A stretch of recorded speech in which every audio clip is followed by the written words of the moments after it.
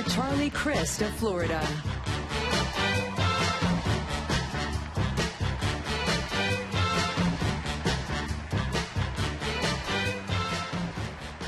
Good evening. Thank you. What an incredible night. Optimism is in the air.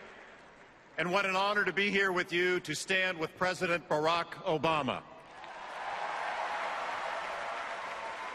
Half a century ago, Ronald Reagan, the man whose optimism was inspiring to me to enter politics, he famously said at one time that he did not leave the Democratic Party, but the party left him. Well, listen, I can relate. I didn't leave the Republican Party, it left me.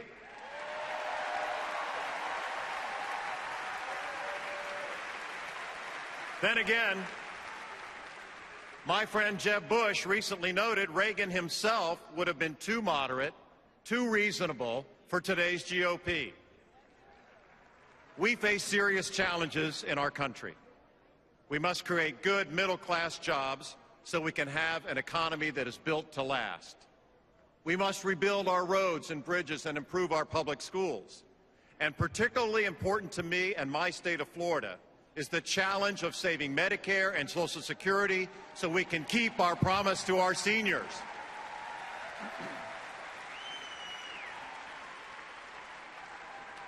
But there are common sense solutions within our reach. If we only have leaders who are willing and enthusiastic to find common ground. No political party has a monopoly on that kind of leadership.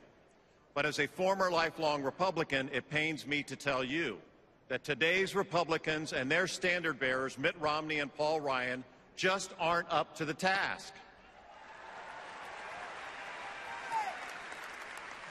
They're beholden to the my way or the highway bullies, indebted to billionaires who bankroll their ads, and allergic to the very idea of compromise. Ronald Reagan would not have stood for that. Barack Obama does not stand for that. You and I will not stand for that.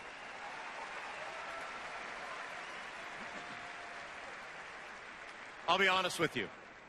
I don't agree with President Obama about everything, but I've gotten to know him, and I've worked with him, and the choice is crystal clear.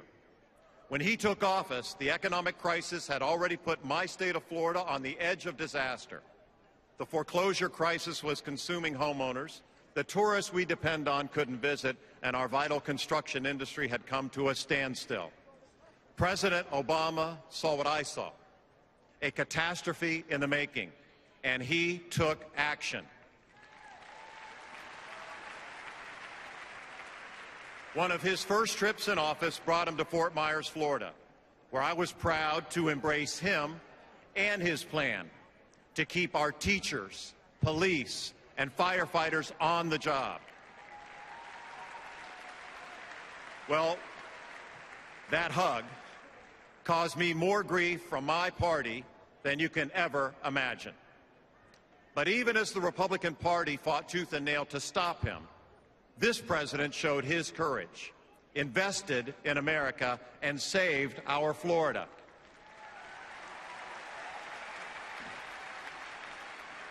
Two years later, Florida and the Gulf Coast faced the worst environmental disaster in our nation's history. This time when a ruptured well spilled nearly 5 million barrels of oil into the Gulf of Mexico. President Obama came to our rescue again, leading a massive cleanup effort and demanding accountability from those responsible. My friends, he didn't see a red state. He didn't see a blue state. He simply saw Americans who needed help. And once again, I saw the leader our country needs. You know, I used to play quarterback just down the road from here at Wake Forest University. And my dad always, go Deacons. And my dad always told me, he said, Charlie, it takes a cool head to win a hot game.